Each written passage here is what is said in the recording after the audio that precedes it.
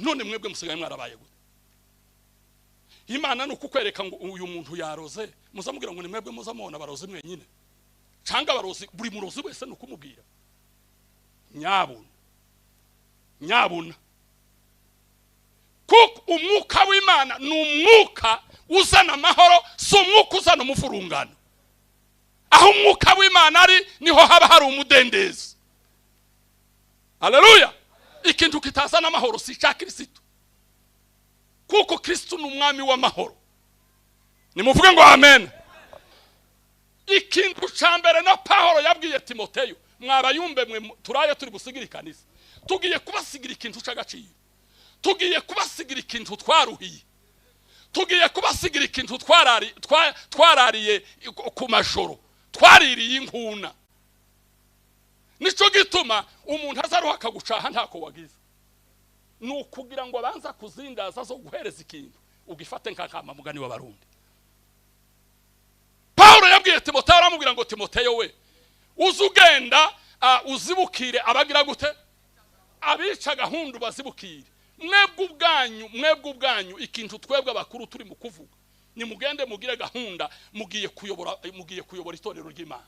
Kubera iki abantu bataza, kubera iki utazugira isoni zo gukora icyaha ariko ukagira isoni zo kucirega? Kubera iki? Nimuvuge ngo amen. Amaze Dawudi atunga Zaburi ya 51, aravuga ngo Mana ngumbabarire, kubwo buntu bwawe umbabarire. Amaze Dawudi abwira Imana nka kurya umwana azabwira se, aravuga ngo erega tugume kunitegereza cyane utanyica. Aravuga ngo mu byaha nimwo mama yamzariye, kandi ureke nkubwire haba no mukunde makwawe, ntiwandemye mfite imbaraga nk'izawe, naremanywe gukiranirwa. Dusome ahantu habiri tugiye kuganira muri kano kanya.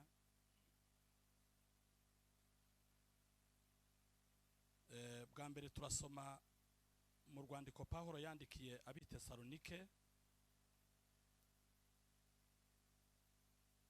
Wa musomyi wacu atube hafi.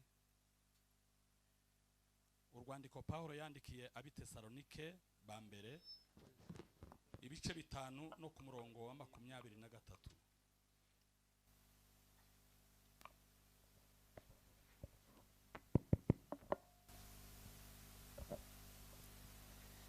Imana y'amahoro ibeze rwose, yego, kandi mwebwe ubwanyu n'umwuka wanyu n'ubugingo n'umubiri byose birarindwe bitazabaho umugayo ubwo umwami wacu Yesu Kristo azaza. Amen. Turangirize gusoma mu gitabo c'abami ba kabiri.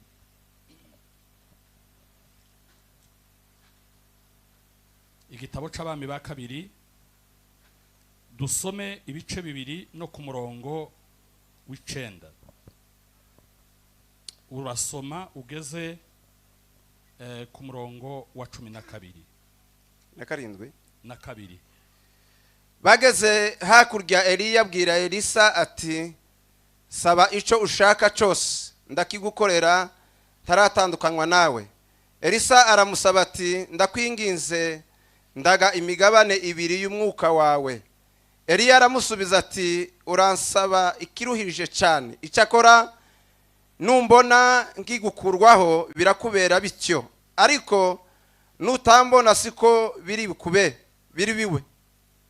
Bakigenda baganira, haboneka igare ry'umuriro n'amafarashi y'umuriro birabatandukanya, nuko Eliya ajanwa mu ijuru muri serwakira. Elisa abibonye arataka ati, data wabereye Isiraheli amagare n'amafarashi, nuko ntiyongera kumubona ukundi. Amen. Amen.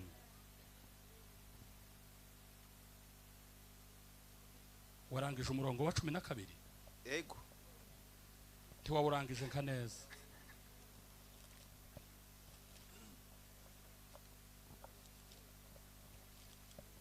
Wasize ahavuga ngo maze afata umwambaro we. Maze afata umwambaro we awutanyaguramwo kabiri. Amen. Amen. soma nanone ni ya 13 ubwo bahagurutse. Atoragura n'umwitero Eliya yataye, asubirayo ageze ku nkombe ya Yorodani, arahagarara, yenda wa mwitero Eliya yataye awukubita mu amazi aravuga ati, Uwiteka Imana ya Eliya iri he?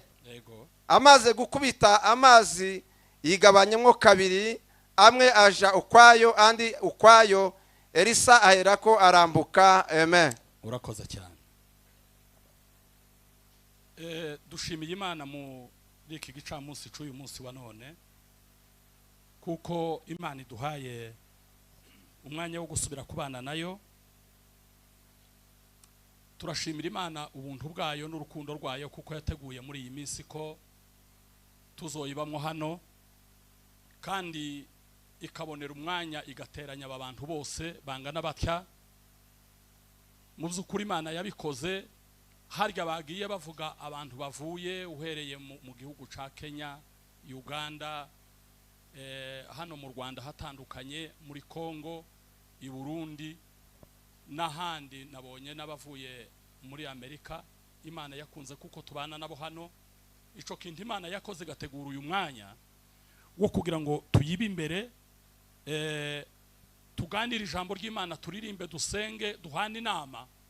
Munyemerere tuyikomera amashi twese mu izina rya Yesu. Imana ishimwe cyane yabikoze. Imana ni umwami kandi ni umubyeyi. Umubyeyi aza guhereza ibyo wamusabye, ariko kubera kuko aba afite no kumenya ibyo ukeneye n'ubwo utabimubwiye, agacishamo akaguhereza n'ibindi utabashije kumusaba. Ndashimira aba bantu bose, ndashimira abakozi b'Imana twari tugize iminsi tutabonana. Ndashimira kubwo ijambo ry'Imana duhaye twumva. Nto kwibagirwa gushimira abanyamasengesho aribo Bayumbe ba hano bateguye iki giterane kingana gitya, kugira ngo tubane twese, tuvuge Imana, twumve Imana hivugwa, turirimbe, dusenge. Mwarakoze cyane. Ikindi ca kabiri, mwarakoze kudutekereza, mukabona kuko dukwiye kubana namwe mu bakozi benshi b'Imana muzi. Dushimira n'iri kanisa rya Harvest ryatanze iki kibanza, rikadwakira, rikaducumbikira, tukaba tumerewe neza. Mwarakoze cyane mushumba. Reka nongere haya magambo kuko tugifite n'ayandi twumva. Nimuvuge ngo amen.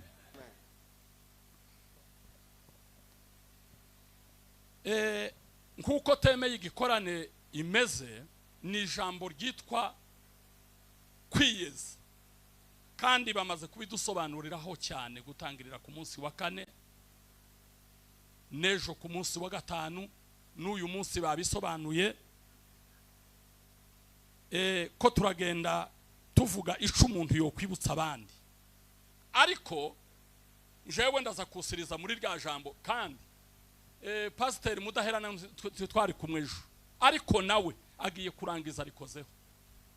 Nagaza numva baca umugana bakuru bakavuga ngo aho inyundo isubiye kabiri, iyo hatari ubuce haba hari ikirambizo. Ni rya jambo ryo kuvuga ngo ntushobora gukorana n'Imana utabanje ngo wezwe, kandi ntiwokwezwa ngo ureke gukorana nayo. Nimuvuge ngo amen. Amen. Iyo umuntu hayakorana n'Imana, ntabwo imirimo izi kuvuna, kuko Imana ifite imbaraga zirenze urugero. Nimuvuge ngo haleluya. Haleluya. Bonke yigeze kuza i Bujumbura mu mwaka wa 1989 ngira ngo. Akorera igiterane harya kuri ETS mu Kamenge. Abari bahari ariko nje ubwanje nari mpari. Bonke aca umugani umwe, agereranya abakristo bizeye Yesu na Yesu bwiwe. Aravuga ngo akanyegeri karagiye ngo kurira ku mugongo w'inzovu, agashisha. Umuntu aracibuka imvugo ya Asiri none ngo agashishi karagenda ngo kurira ku mugongo w'inzovu, ya nzovu iragenda ngo ija kujobuka ahantu hari ikiraro. Murabizi kuko inzovu iba ifite ibiro byinshi cyane. None ngo ihasanga ikiraro cyabagisha cyangwa cyabagishaje, inzovu kubera kuko ari inzovu ikandagira kuri cya kiraro, kiradebagana kirasambuka, ariko inzovu ibiteye intambwe hakurya, cya kiraro kikubita mu ruzi kiragenda kivaho. None kagashishi tikareka ngo inzovu ivuge, kandi ibyaka gashishi kavuze ni ukuri kuzuje ubuziranenge. None kagashishi ngo bariko kavuga ngo kitegereza cya kiraro ukuntu ucikubisa hasi, ngo karaseka. Kagashishi ngo karavuga ngo njewe niyi nzovu ngo dore dukunduye cya kiraro. Aravuga ngo Kristo hamwe natwe tuzokundura ibiraro, tuzokundura ubwami bwa Satani na fondasiyo zayo. Imana ihabwa icyubahiro. Haleluya. Iyo umuntu amaze kwiyeza ukezwa, haleluya, amen, ukanga iby'Imana yanga, ugakunda iby'Imana ikunda, ugahagarara muri pozisiyo yayo, ntiyagira ico mupfa nayo, automatique ni ngombwa ngo mukorane nayo. Iyo Imana igize Imana nayo ikabona umuntu wiyejeje, ibibonye icyo ishaka. Haleluya, haleluya. Umukozi w'Imana yavuze ijambo nanjye ntindaho ninjoro. Yavuze ijambo ntindaho, yaratubwiye ngo ni ibintu bibiri bizabyeza abantu, ni amaraso ya Yesu n'ijambo ryayo. N'umukozi w'Imana amaze kubivuga, avuga ijambo nkunda, aravuga ngo amaraso ya Kristo aza twoza icyaha cy'inkomoko. Kandi kiriya cyaha cy'inkomoko, icyaha cy'inkomoko nta ruhare twakigize, muri twagikoze. Nimuvuge ngo haleluya, haleluya. Kubwo urukundo rw'Imana noneho Imana ngo ibone tubaye victime y'ikintu tutakoze. Cyakozwe na Adamu wa mbere, irasubira iragenda ije gushaka Adamu wa kabiri. Uwo Adamu wa kabiri aza ari umuntu utigeze umenya icyaha, azana gukiranuka kwiwe. Imana ishaka ukuntu uko gukiranuka n'ubundi tutagizemo uruhare akutwambika. Haleluya. Mu gitabo cy'umugenzi, mu buhamya bwa Byiringiro, Mwizerwa yaramubajije ngo se Byiringiro uzubona kuko wahishuriwe Kristo koko? Haleluya. Aravuga atego naramuhishuriwe. Ese mbwira urugendo rwo kumuhishurirwa urwarirwo kugira ngo wezwe. Avuga ijambo rimwe, yaravuze ngo nabanje kugira umwete ngo uwo gutunganya ingeso zanje. Noneho muri wa mwanya mpangira umwete wo gutunganya ingeso zanje, ngo nkabona ibyaha bisha bikaza bikivanga n'umurimo mwiza, ngo nkabona navyo byonjana igihe no. Atesugeza aho ngaho byagenze bite? Ngo nasobanukiwe kuko hari ugukiranuka ko umuntu utigeze ukora icyaha. Tube nk'abarambura amaboko mu izina rya Yesu. Uko gukiranuka rero ko umuntu utigeze ukora icyaha, amaze ngo Imana iragenda ikwambura umwana wayo. Haleluya. Imana irasubira iragenda itwambura umwambaro w'ibyaha byacu by'inkomoko, ibyambika Kristo, twebwe itwambika gukiranuka kwe, duhinduka gukiranuka kwe. Nukuvuga ngo nugukiranuka kujuje ubuziranenge. Niko kwa kundi wa muririmbyi yaririmbye aravuga ngo Uwiteka umucamanza iyo mbonyeho amaraso y'umuntu utigeze kumenya icyaha ntancira urubanza rubi, ahubwo ngo azanitukiranuka. Nimuvuge ngo amen. Ngo naho ibyaha bihora bitunesha bya minsi yose ngo tuza tuzezwa n'ijambo. Niko umukozi w'Imana yarayatubwiye. Ibyo nukuri.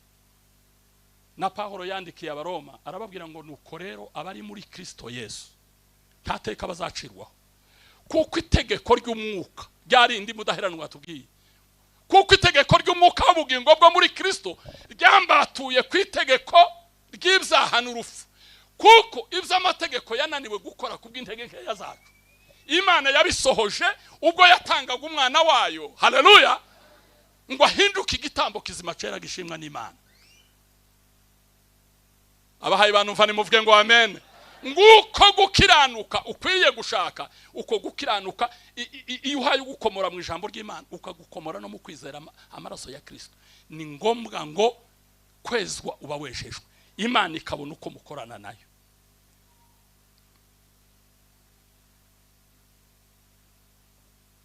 Mwizerwa aramubashije ngo se umaze kumenya ibyo ngibyo uwakoze iki? Ngo namenye kuko kwizera Imana ngo no kushahira ari bimwe. Iyo wizeye umurimo Yesu Kristo yakoze igorigota, ni ukuvuga ngo haleluya, ngo bizabikubarwaho nkaho nawe wabambwe. None urupfu rwapfiriwe iriya mu Bayuda muri Aziya ntoya, iyo urwizeye ukamenya ngo ni wewe rwabereyeho ukarwizera. Haleluya. Imana ngo izi kureba ngo ikavuga ngo ni nkaho nawe wapfuye basi. Amazono mwanditse ngo aje kwandika aravuga ngo Imana y'amahoro ngo ibeze mwebwe ubwanyu ngo n'ubugingo bwanyu n'umwuka wanyu n'umubiri birarindwe bitazobonekaho umugayo ubwo umwami wacu Yesu Kristo azaza. Naho hantu hatatu dukwiriye kwezwa: twebwe ubwacu, umubiri, umwuka wacu n'ubugingo birindwe. Ugenda urebe kuko aho ngaho hejejwe. Reka mvuge kwezwa mu buryo ubasha gukorana n'Imana, cyane cyane ugasobanukirwa ibyanditswe. Amaze bidutembeshe muri kwa kuntu ko gukorana nayo. Iki kintu subiye ku ijambo navuze ejo. Hano uyu mukutano ni mwiza, nanje sinari mperutse kubona bene uyu nguyu. None ubwo twawubonye mureke tuwuprofite. Haleluya. Turimwo ababyeyi bacu, twebwe njewe ukumuhaye mubona twigiyeho, bakagutunga gatoki bakavuga bati iki wavuze sico, iki wavuze. None natwe uko twebwe se ntidushaje. None namwe uko namwe harabo muyoboye, kandi abo ngabo muyoboye ntibazabita abamuzehe. Umunsi umwe nari nicaranye na data, kandi yarashaje yari bugende. Umwana wanje araza ngo amara gushaka ati muze, ati hari umushitsi uhaye ugushaka imuhira. Data aramureba ati se muze uhamagaye ninde yewe? Hunda ati ni papa. Ai atukuyu nguyu ni muzehe. Iwe gakabona sindi muzehe. Hariko umwana wanje yoreka se kubona kuko ndi muzehe. Nukuvuga ngo uru ruhererekerane rungana gutya rwateraniye hano, mumbabarire mbabwira ico nabwiwe n'umwami Imana ishobora byose. Imana ihabwa icyubahiro. Njewe ndakivuga nimara nicare nuko kuko amagambo yo kwezwa turacari ko tuyabwirwa. Jewe n'igitabo mpaye nandika narababwiye kuko Imana yampishuriye ngo nimugende igituma itorero ry'Imana ritositara. Nimugende muzane za nzozi, aba bavyeyi bacu bari hano, muzane za nzozi, muzane ya matabiri, muzane bya bintu tunavyandike mu bitabo bive mu makaye kuko makaye azasaza. Nitumara tubihereze bari. Paulo yabwiye Timoteyo, aramubwira ngo Timoteyo we, aya magambo kubwiye tukayagira ubwiro.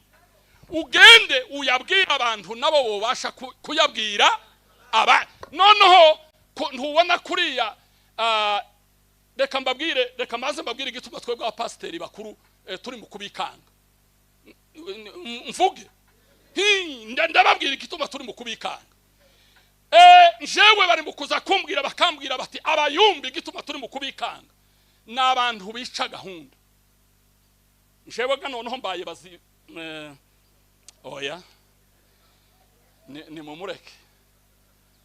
Imana ihabwa icyubahiro.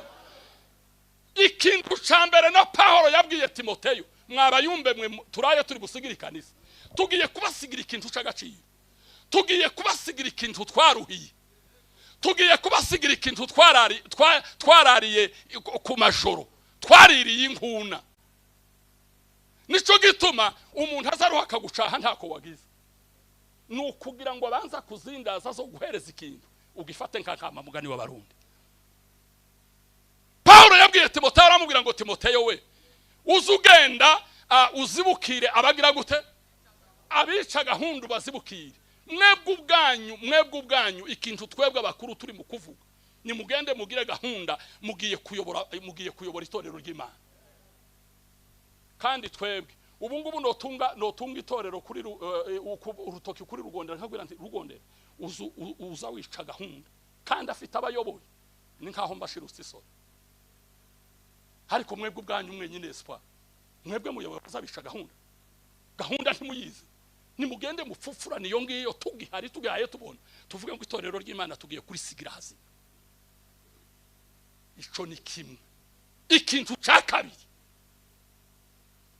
ni muvuge ngo amen ko ndavuga amatwi ansumira uko bari mu kuvuga ikintu cya kabiri haleluya nukuri muri mwebwe harimo abahanuzi benshi kandi bazabahanura iby'ukuri ariko ubuhanuzi bwose Imana yerese umuntu tibuza buvugwa yewe ariko sinzi ko mwabaye n'ukuri kw'Imana none se muzamubwira ngo muzoza mwama muvuga byose nkabahaye baraga reka mbahereze umugani hari umwami witwa Dawudi yaragiye akora icyaha asambana na Betisheba mukahuriye Imana iragenda ivyereka umuhanuzi nde Nathan irabimwereka pe iragenda iramubwira ati nubwo ari umwami genda umubwire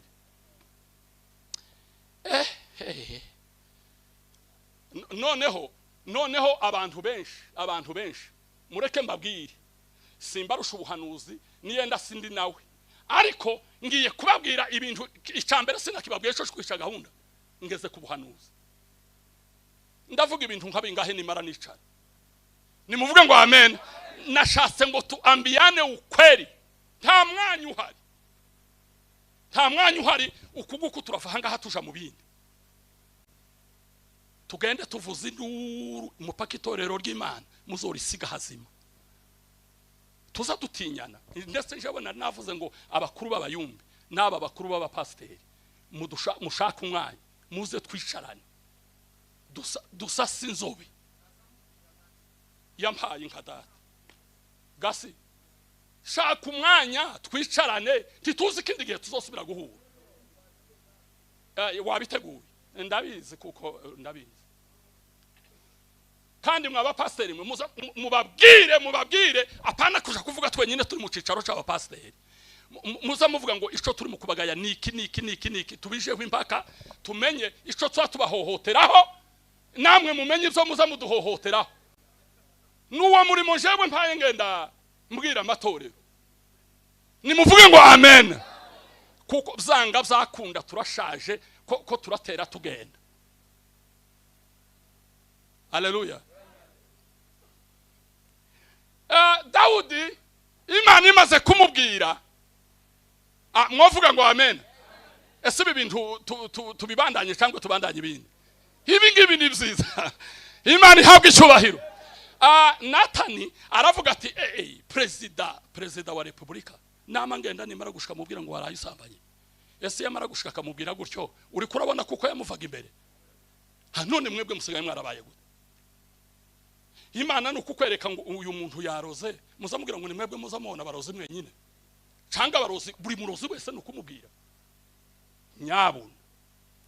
nyabuna kuko umwuka w'Imana n'umwuka uzana amahoro si umwuka uzana umuvurungano aho umwuka w'Imana ari niho haba hari umudendezo haleluya ikintu kitazana amahoro si cya Kristo kuko Kristo n'umwami w'amahoro nimuvuge ngo amen Dawudi aragenda ngo amara gushika aravuga ati sinama Natani ati sinama mara gushika ngo mbwira umwami gutya umwami reka ndebe ijambo imvugo mbabarira amatwi araza ngo amara gushika imbere y'umwami aramubwira ati mwami ati hano mu gihugu cawe habaye ingorane Dawudi atese ingorane nyabake atanga hari umutunzi warutunzi intama 100 bukeye umugabo umwe araza muragiza intama imwe ati bukeye wa mutunzi araza ararirwa n'umushitsi ngo amare kurarirwa n'umushitsi umubi nuwogenda ngo afate muri za ntama 100 ngo azimane wa mushitsi wa murari aragenda afata ya ntama bamuragije imwe abari yazimanira umushitsi ati none ivyo bintu byazanye ishida. Dawudi ati subiramwe ico kibazo kihaye. Asubiramwe gutyo ngo arangize ubwa gatatu subiramwe simpaye numva. Uwo muntu ari mu gihugu canje. Undi ati uwo muntu ninde apfe yogapfa. Umuntu worenganya akazimana intama imwe yaragijwe afite ijana. Uwo muntu ari kuri ubu butaka njewe nyoboye. Natanita atego arahari mwana. Atumva rero ntumva mu maso utamumbwiye. Brupe seleva.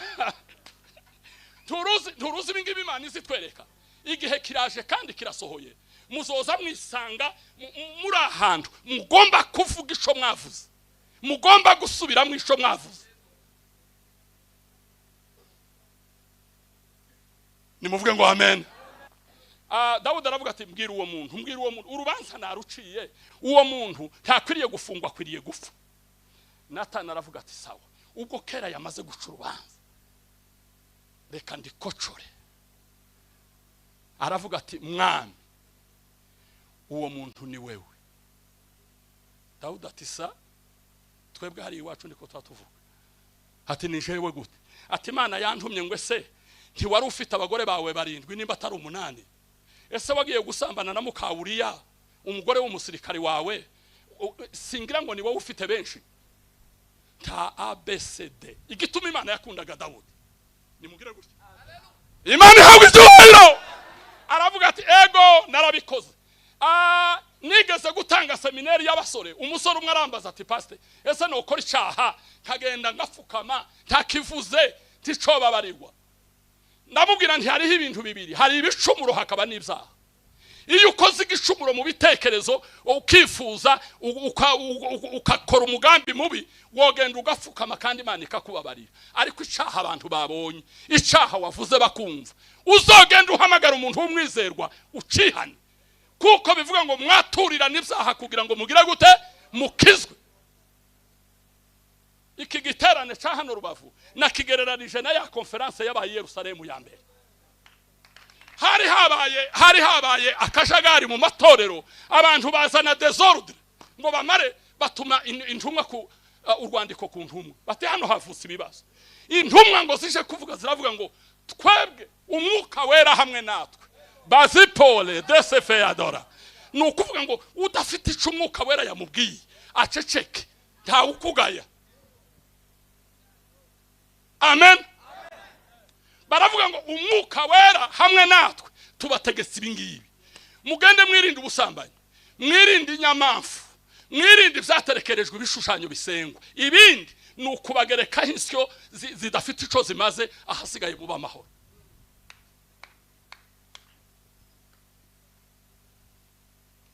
Ya ndanezerewe kandi ko ndumva mpaye nturu umutwaro munini cyane. Haleluya.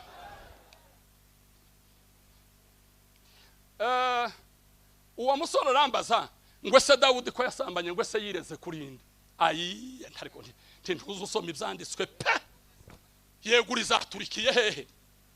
Abandi bantu nogenda gahamagara rugondera nzi kuko ari umuntu umwizerwa wanje. Kamwirega aba naho no banakoze ishaka imeze gite. Ariko Dawudi we yaravuze ati no ntabwo mpamagara umuntu umwe. Ni mubyandike muri Bibiliya. Uwo mara gukora icyaha ukagishira abajournaliste ngo nibagitape bagishire ku gihe.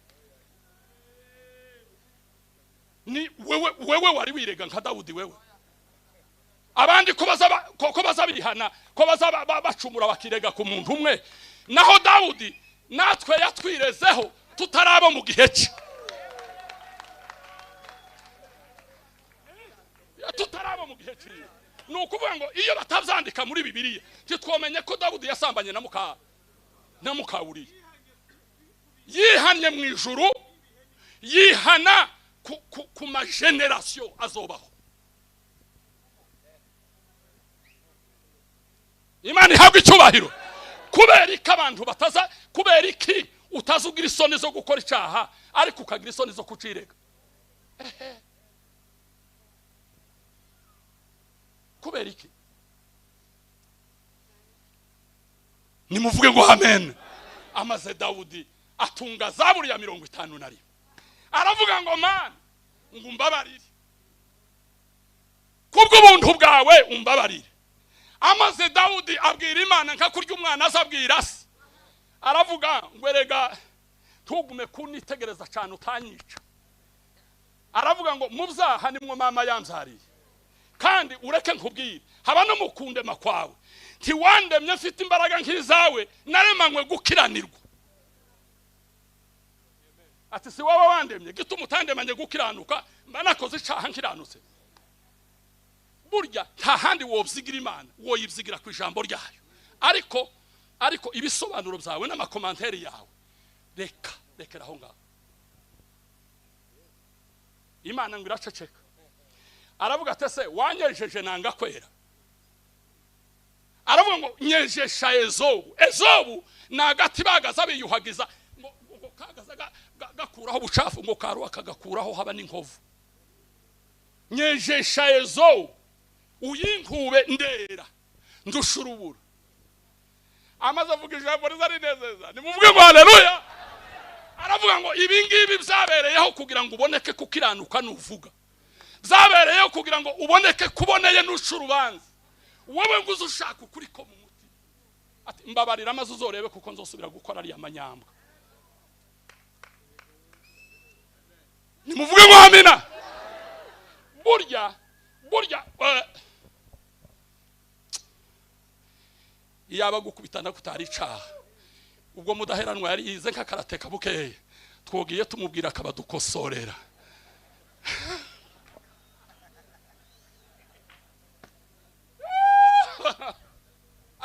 Imana yagwa icyubahiro.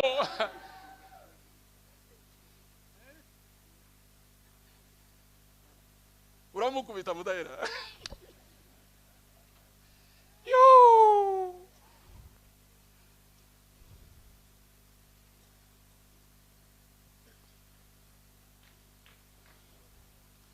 Dawudi umuntu wari ufite umutima umeze nkuko Imana ishaka. Dawudi ntabwo atacumuye, ariko Dawudi yagaza acumura.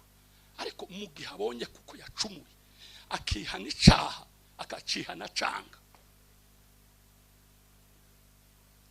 Imana ihabwa icyubahiro.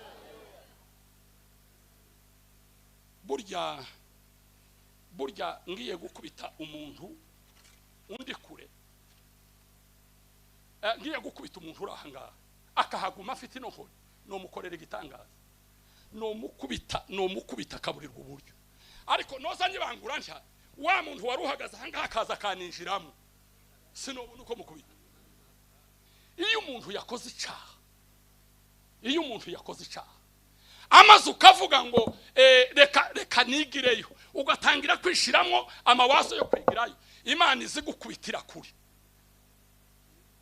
Kandi Imana yaravuze ngo haba naho woja ngo kumuseke ngo kuboko kwanje ko haguhanantura aba n'ubwo womanuka nguje kuzimu ikuzimu ntaco hazahambisha.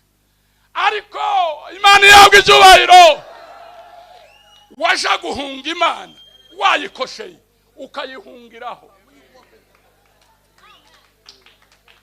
Tiwabonye wa munsi Dawudi yaragiye Abisiraheli baracumura. Imana iramubwira iti tora ibintu bitatu, tora mugiga, tora abanzi bawe, utore n'inzara. None ariko Dawudi yari intwara arakaramba. Dawudi aravuga ati ipfu ntakwicwa n'umwanzi mu izina rya Yesu. Yari n'umusirikare mwiza cyane. Aravuga ati ikindi kintu cakabiri inzara iragatsindwa n'Imana ishobora byose, ariko ziguhura n'umuntu ufite inzara Imana izoyibarinde.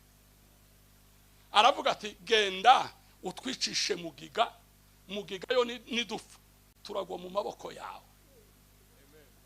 Imana ati sukunguko Dawudi nzomugira gute? None nemere ngo bagwe mu maboko y'Imana se wohagwa.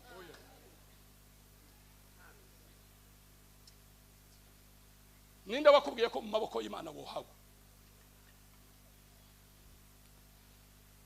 Hariya ku 8 muri Yohana abantu ngo baragiye bafata umugore wasambaye ngo bamamujejeta ngo baravuga batari ko huye na Satani. baramuzana ariko imana z'uyu mugore bamujana kuri Yesu. Ariko uyu mugore yo bamujana ku wundi muntu.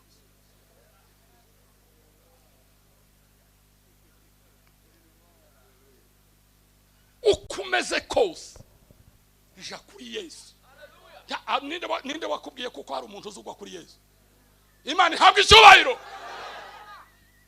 Baramujana Yesu ngagira ati ngo abona n'ukuri wa mugore ntaha yakoze ibirenge hasi ngo kandi ngo buri muntu wese ngo yaje yitwaje ibuye rimwe bene aba basore ngo bitwaje abiri batuno munyabyaha yo kanyagwa kugenda bacafuza igisagara abantu batagira indero bati wino amaze umwami ategeke umwami wanga ibyaha ategeke amaze tukwishe tugukureho araza ngo amare gushika bati mwami Yesu tuzi kuko wanga ibyaha ati cyane ati dufashe no mugore hayasambana. Yesu ngo amwitegereza abona nyine nibyo. Ariko Yesu ngo abanza gutekereza ijambo rimwe. Ariko ico cyako kitaza gikorwa n'umuntu umwe. Ese uwo bagikora nyibo ko batamuza.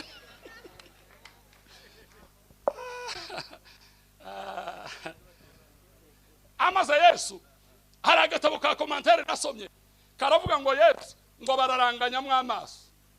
Ngo bararanganya mwamaso akabona uyu nguyu kuvaho bukereye amaze gukora nk'ibyaha 13. Uriya amaze gukora nk'14. Uriya amaze gukora nka 20. None ngo agerageza kubijumurisha. Yesu abona matematike yabaye ndende. Nanje yagaze ngora mudahera. Imana yanjije matematike yakaramba.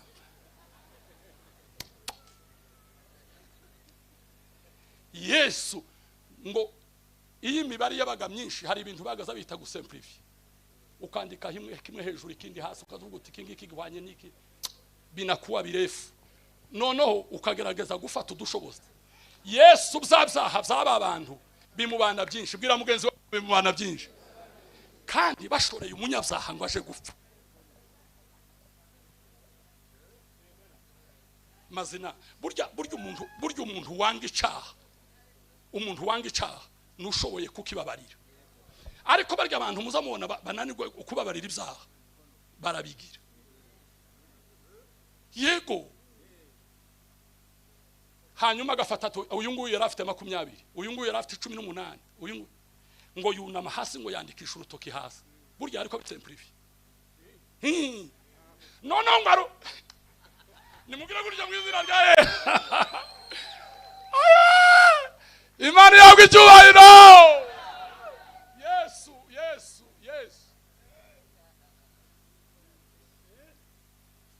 arunamuka ngo abatera ikibazo kimwe ngo aravuga ngo utarakora icyaha naba ari ubanza kumutera ibuye. Muri ako kanya none jewe nkegera umuvandimwe hano n'umugani jewe haraho naciye kuva mu gitondo sindi capable kubanza kumutera ibuye wewe mutere nawe akanongorera ati nanje ngo barongorerana ngo babone nta bushoboye kubanza kumutera ibuye. Amaze ngo baranyonyomba kugenda urusorongo burya ikintu kiza gisakuza hasi nagasinsino haba nabene bibirato biza bivuga ibingibi agasinsino niko kaza gasakuza ariko wigiriye ucyo kaneneka nta waruhamenye kukugiye no ubonye kuko atari capable kumutera ibuye ngo basohoka urusorongo ngo akavuga ati jewe byananiye hari umuntu twabonanye hariya kandi uko namubwiye si kwiza reka mbabaze mwateraniro mwe ese kuva mu gitondo wanyuze he wavuze iki wakoze iki watekereje iki mu mutima wawe. Abasaza mafarisayo na masadukayo na wandishi nibo batangiye ngo baravuga batisha uyu mugore twamye tuyoba twamuzanira uyu mugabo iki gisubizo kiragoye. Ai imbabazi za Kristo. Reka ngire vuba ndaza kuririmbana n'abayumbe jewe igisirimba nkunda nagakorasi kavuga ngwe se ngo imvura iracagwa muri ya mihana cyangwa ngo se izuba ryo bari kirasa amaze sinza ahantu baza bamanuka nzaramangarukira aho ngaho kaza gusigara ahantu bavuga ngo murame ibihe muri iki giterane nashatse kuko tubwirana uzubwira mugenzi wawe none nitukibyina cya gisiringa uzamureba mugenzi wawe mu maso igihe ndiko komare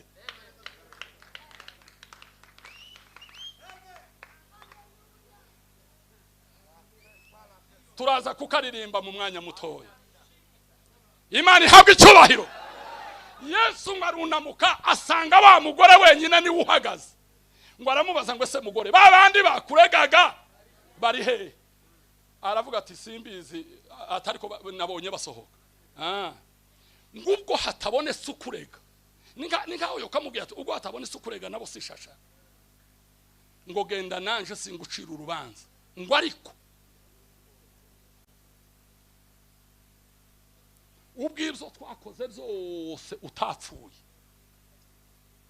genda ntukongere mbivuze mu izina rya Yesu Kristo w'i Nazareti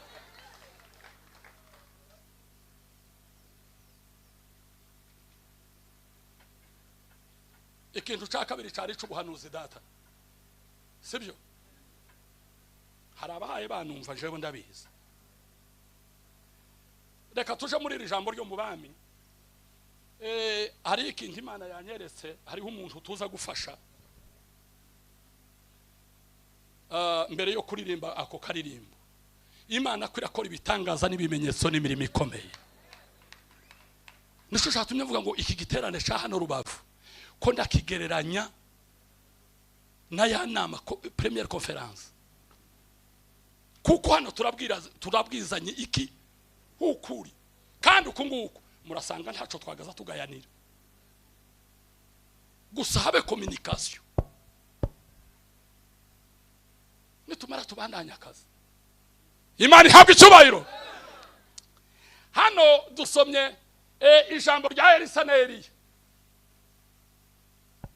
ijambo rya Elisa na Eliya byageze ahantu Eliya yari yuzuye umwuka wera rero si we wenyine n'abantu bose biyejeje bagaza buzura umwuka wera jewe nagize ubwagarwa bw'ikintu kimwe kubera iki igicucu ca Petero cyagaza gikora ku barwayi bagakira ariko wewe wabakoraho utari igicucu ntibakire none ukunguka igicucu ca Petero kiturusha ubuzima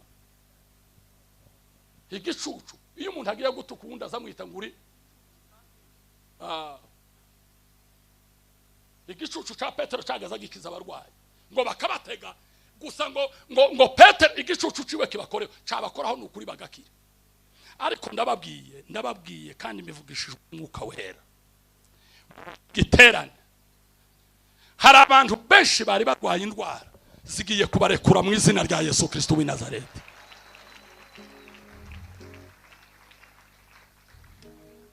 hari abantu benshi tugiye gushira iherezo ry'urupfu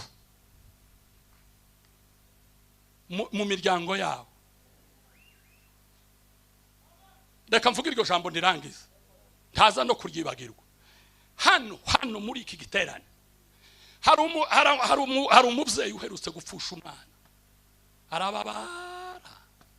arababara agera kuri ariko Imana yambwiye ngo nimugende mushira iherezo ku rubyaro rw'uriya muntu uwo mubabaro ntuzosubira azobyara arere aheke akuze nk'uko uko abandi babyeyi Imana ihabwa icyubahiro umunsi umwe turi kwijabe i Bujumbura hari famiye yabuze umwana ari abajene Marie bavyara umwana wabo uwo mwana amera nk'uko kubiswe n'inkuba hanyuma baradutumira ngo tuje harya ku mpanda tumuherekeje uwo mugabo asa n'uwagize umubabaro mwinshi cyane kuruta umugore wiwe aragenda bazana serikeye uwo mugabo yanga kuko serikeye bayishira mu muduga bene handi izindi zazigendera agatwara agaserikeye ku mwana wiwe muntu bati reka serikeye igende ati ni mwebwe mwamunzariye ati nimureke musezere mbwira abantu nti nimureke aho aho ikiziga kigenda kirahagenda aragenda n'igihe twari ko twigisha duhaye turirimba yarafasha gaserekeye gutya ndamubwira nti nimureke ararira bakaza bakamubwira batariko kurarira madamu wawe ntwabibona kuko yihanganye hati hari ikibazo nti nimurekarire mbese mwabaye gute kurira umuntu wafushije n'igitangaza ararira numva kuko ijambo ryo kwizera rintibukiramwe twari ku mpanda ndamubwira nti naka Imana ishize iherezo ku rubyaro rwawe tuzosubira kugera hano ku mpanda utararangiza kubyara ejo bundi ngo duhure kuri Van Beach aravuga atayiwe ati nari narakubuza wari warambuze wari kunshakira iki ati ubungu ati mfite abana ba ati sindasubira ku mpanda ati ntuzosubirayo kugeza uciye nimuvuge ngo amina ijambo ry'Imana rizarishira ubuzima hari urupfu Haleluya reka subira mvuge nirija nimba hari umuryango ukeneye umwana Imana ihabwa icyubahiro turasaba Imana ngo kugira ngo Imana ibahereze umwana mwabavyeyi abavyeyi babyaye bazi kibazo cyo kutabyara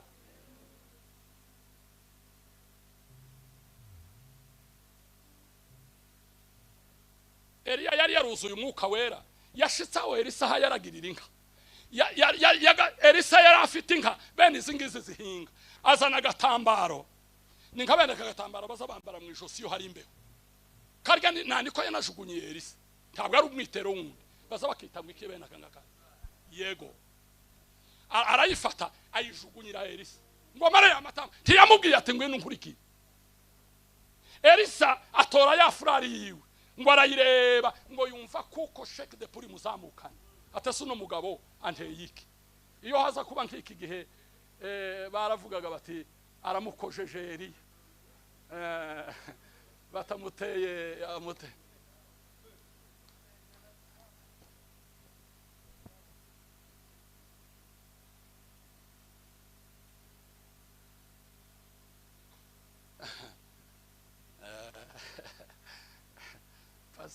hari umuntu werutse kumbwira atariko wewe atariko wavutse uzuteta ati uri mukugira buryo umuntu wese ugahubira uheza ukuboko atese uko ubu nyine uri mu guhereza ukuboko ukaguhereza umuntu ikakwandukira ikagukorera igitangaza ndamubwira ntariko mwabaye gute burya ubabwaho n'ikintu wizeye mube nk'abanongerejwe nimba ari hari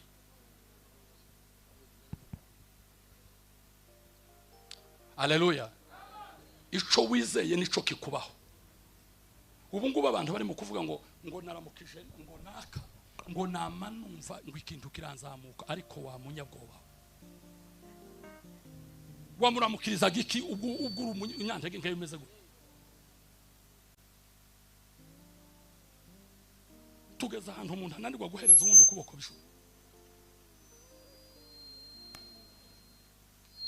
ariko imbaraga wakiriye ni bene izi nimuvuge ngo amen Elisa aragenda asigazanga zo guhinga ikintu kiza kinezeza ngo aragaruka arazitemagura ngo amarahamagara abantu barazirya ngo aravuga ngo nkurikiye umugaragu w'Imana ngiye kubabwira ikintu cya gatatu bana bacu tugiye gusigira imirimo hari ijambo navuze ngo ndarivuga nibishoboka nejo nige nzovuga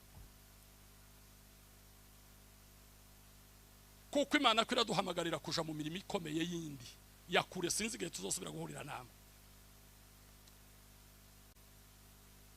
ikindi kintu mukwiriye kandi mugikora ubu ngubu tukiriho naba bavyeyi bacu bakiriho ubu ngubu habonetse umuhari habonetse abantu banga gukorera Imana banga gutangira Imana bahaye basobanura icacumi bakagisobanura ukundi nuko ngo ikintu cyose cyo gutangwa mu rusengero mwirinde mutazoyobora itorero ridahaye rikora mubarwanye nk'igishaka kurimbuza abantu igice cya 10 ni igice cya mudaheranwa yigishije ijambo ndyumvise none ndyumvi kandi nararyigishije umutwe urameneka rya jambo rivuga ngo mbahaye itegeko ryanje ngo mukundane yego gukunda si ukuvuga ngo no kunda cyangwa se ngo sinkunde nitegeko ya ubwo ari itegeko wirinde nanje nirinde igice cya 10 niki nitegeko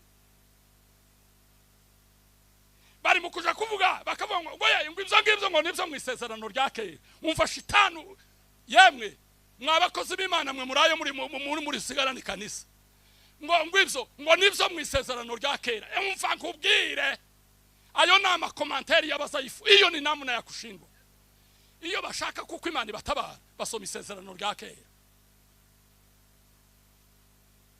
iyo bashaka kuko Imana ibatabara basoma isezerano rya kera ubwo ngubwo isezerano rya kera rigakora ariko bashaka twavuga tuti mukora ari Imana ngo mwisezerano risha ngo ntibyigeze bivuga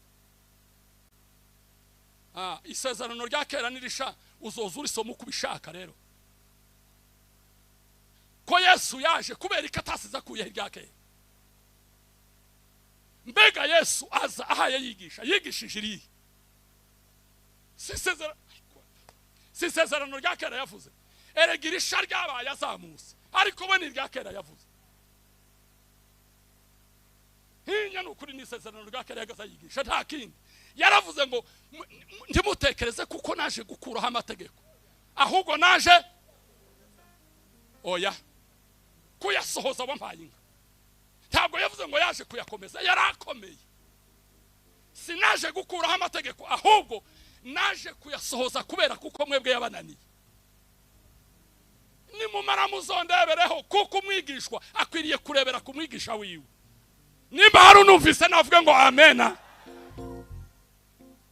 bitabaye gutyo muzoyobora itorero ridahaye rikorera Imana muzoyobora itorero ry'ikimuga nimuhaguruke turwanye ico kintu kuko hari abandi bahagurutse kubihakana abayumbe nimuvuge ngo amen ngo ni hehe Yesu yavuze igice cya 10 reka mpakubwira ubutazi gusoma Matayo 23 na 23 soma umusoma muri Matayo ni Yesaya wahavuze ureke gukurira inzira ku murima rero uzuvuga yawe ibi ngibi ni Yesu wabivuze iri ni ijambo rya 3 na navuze ngo babwire 23 na 23 mwebwe abanditsi n'abafarisayo mwandyarya mwe muzabona ishano kuko mutanga kimwe 10 c'isogi na anisi na kumino mukirengagiza amagambo akomeye yo mu mategeko ariyo kutabera n'imbabazi no kwizera ibyo mwari mukore kubikora banza hagarara kuri ako ngako ibyo byo gutanga icyacu nizo za kumino na za nisi nibiki ibyo mwari mukwiye kugira kubikora none cyaravuze ngo mubireke uwo ninde wabivuze yes none ama commentaire bari mukwiye kurahe vuga ngo kuri satani niko nico ngukundira ntuzutinya wewe yomba wumvisha ijambo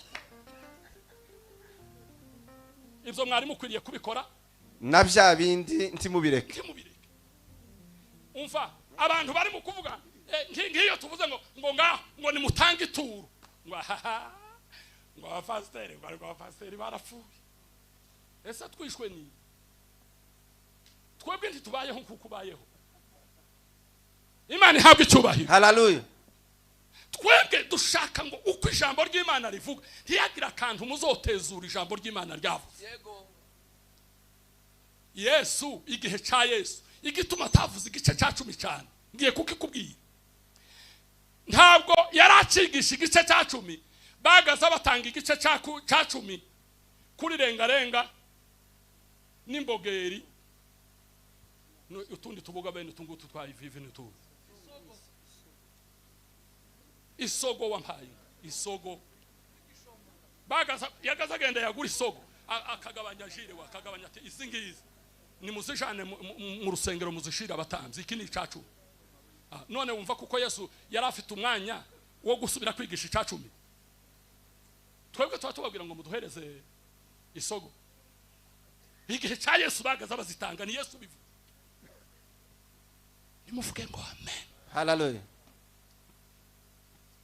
kandi ibindi bintu byose twobyigana byose twobyigana ariko nta wo kwigana gutanga